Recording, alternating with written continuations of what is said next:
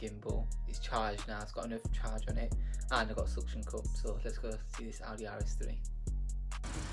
So guys, this is my brother Bobby. This is his Audi RS3 How are AMG. you guys? So Bobby, yeah, just go through the car, what you've done to it. Yeah, so guys, this is my 2012 Audi RS3 AMG. I had it for about just over 2 years now. It's a bit of a jump from my previous car, the Seat IV for Cooper TDI. I always wanted one of these because I had an S3 8P in 2008, so I always wanted to see what the difference was between this and the S3. I've been nothing but impressed with this car. So what I've done so far is I've got an Ram air filter in there. Does that increase the power? Well, they say it does, but I don't expect massive gains. I expect about what 5 to 10 brake horsepower absolute max, because they still said the standard airbox is better. So a lot of people get like panel filters. Yeah. But I just wanted the noise. The noise is a lot better with the Ram air. What's it running stock this? Well, stock this say it's 335, 340. But, okay, yeah. I have a feeling it's running more because we can keep up with some strong cars. I've had quite a few runs. If you follow my Insta, you'll see it on there. You see that I'm running with quite a few cars and it keeps up or even passes them. I include a few clips now, guys, of this car racing, like the A45 Amg, the new Golf R facelift, and a stage 2, I think it was 335i, wasn't it? Yeah. So that was our friend. To be honest, that 335i I'd eat anything now. Yeah.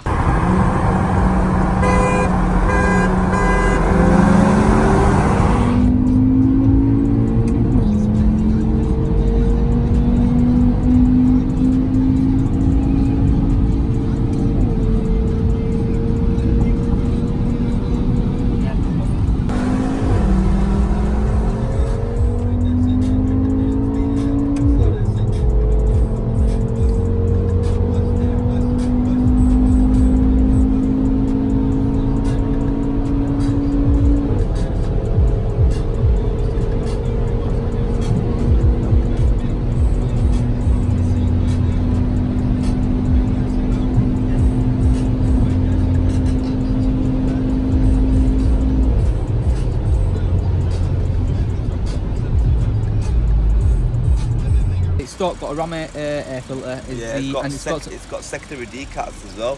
So it's got secondary decats and it's got a res delete. Any power gains on that, or is it just sound? I'd say probably do get a slight power gain, but more to do with the sound than anything. I doubt you're gonna get that much power gain compared to what you've got to put a full aftermarket exhaust on. Yeah. But to be honest, the budget for me was the aftermarket exhaust full system. You're looking at £1,200, £1,300, but for me, this cost me, I think, 150 in the end. Okay. I thought, for me it did the job. It sounds amazing.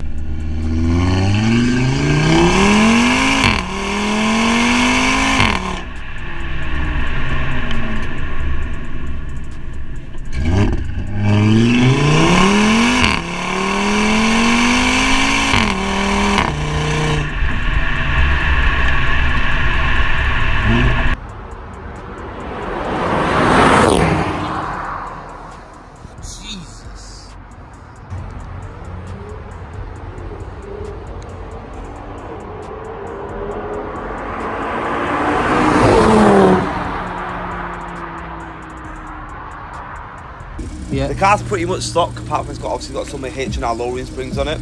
Okay. So it's got 25mm at the front, 20mm at the back. Yeah. It's not really no spaces at the moment. It does need to run some spaces, and you get what I mean. But I just haven't had a chance right. Yeah, lowering rate has made it a much more stiffer ride. So. Okay, fair play. Because I don't drive every day, I'm not fussed. Yeah, My missus hates this car purely because of the fact that how stiff it is. So it's just bouncing around consistently. And the only other thing that you've done is the reg. They're not normal reg plates, are they? So I've got gel plates from Full House Customs. Yeah. And they do a lot of work. Yeah, they do the window again.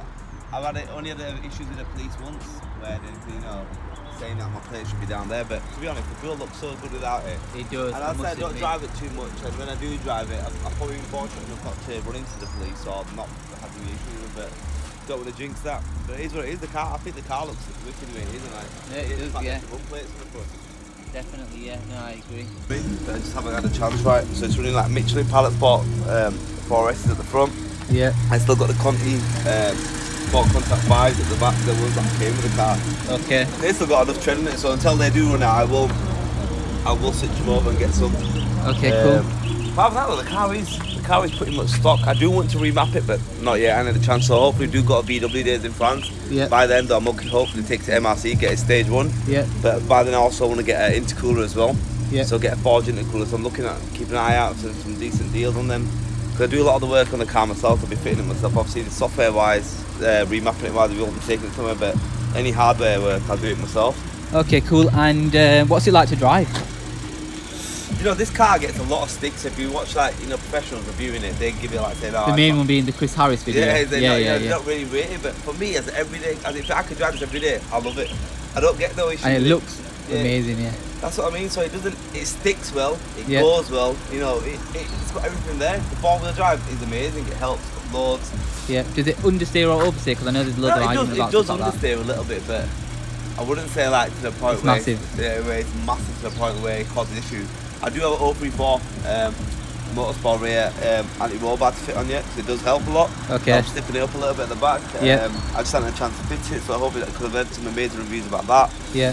So, but apart from that, driving it, when you're like sticking it through those roads, it handles itself really well. You don't get those issues. The DSG gearbox mapped with this engine, it's amazing. I cannot fault this engine, and I cannot fault that gearbox. You know, the gearbox hasn't been mapped, so when it does get mapped eventually, I look forward to that, because how quick it is at the moment, it's mad. Because I'm running, as I said, I'm running is 2017 Golf. Yeah, the mark, yeah, and I'll include some snippets of that. A45 Yellow Night edition. You know, those cars are quick. You know, they've got running better software than mine is 2012. These cars. Yeah, it's a pretty old car to be fair, guys, and to be fair, it does keep up. Go. Yeah, this car can go, and it'll keep up with some strong cars. Yesterday we had a little run with the A45, and it was like this was catching up top end, so that was pretty surprising.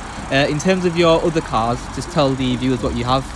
Yes, I've got a couple of other cars. I've got an M3 E36 Evo. It's done like full air ride. Make a separate video on that, it's running on M5 contours on the E34 fully polished. Yeah. That's more of my weekend car. When I say weekend car, once a weekend a month. Yeah. I don't get a chance to drive it as much, but that's pretty much all engine-wise standard. But I'd say you'll see some clips in there when Randy puts it online how decent it is. Yeah. My daily that I drive every day is a Fiat Leon. Had it since I was 17. It's 55 plate. It's got 245,000 miles on the clock. It's still going, but this is just stupid on fuel. If I'm driving. Yeah. What is it, MPG? Yeah. MPG, you're looking at what about? Look, if you drive sensibly, no traffic, you can get about 30 to 35. Yeah. Pushing a bit. Realistically, stopping and starting, you're getting about 20s. Okay. Then you're getting low 20s, and it just drinks fuel like mad. Put your foot down slightly, that's it. Right. Fuel just eating. Any issues that you've had with the car? Because I wouldn't know, obviously only you, because I don't really keep I had a couple of issues when I first bought it. I had issues with the issue with the brakes, but because they were slightly warped. You know, these are quite common for brake pad deposits. The brakes are huge. Brake pad deposits to sit on the disc, so the kid that I bought it from put some new pads on for me. Okay, nice. I had an issue with the gearbox actually. Basically, it was a knocking noise. Yeah. I went through, managed to get 2 new drive shafts on under warranty. Yeah. I got a new transfer box underneath put on. You get to the point where there's a knock that was still coming. So when I was flooring it, put my foot down, you get a knock every time, and you know it just wasn't normal. Yeah. So after about 6 months and spending warranty work about £3.5 grand wide, it was the gearbox mount underneath, the upper one underneath the airbox. Yeah. Basically, that's where it was. Well, near the airbox where.